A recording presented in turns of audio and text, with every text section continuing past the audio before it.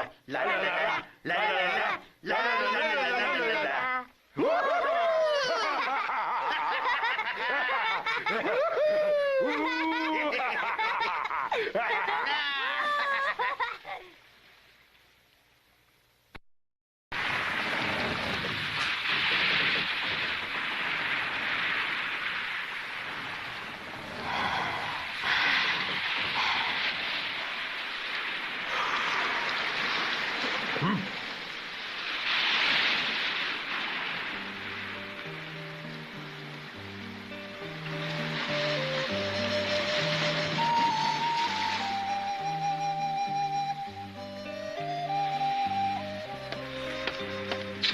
Gumising kayo! Mario, Marco, dumating na tayo! Natatalo na ang rosaryo!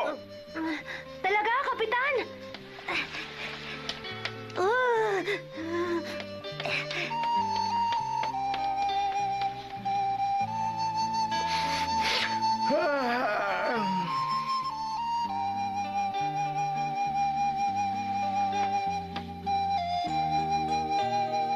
Rosario.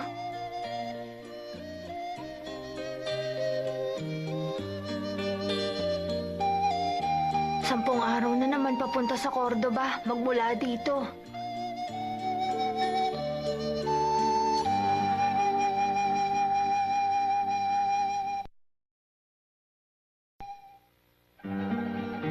Pagdating ni Marco sa siyudad ng Rosario, dumiretso siya kaagad sa bahay ni Mr. Barrientos na binilin sa kanya ni Mr. Fadovor.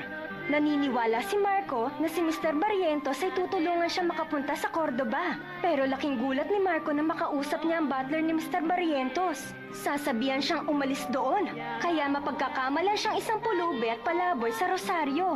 Pero mabuti na lang magkikita silang muli ni Lolo Federico na kasama niya sa immigration ship. Abangan ang susunod na episode, La Estrella de Italia.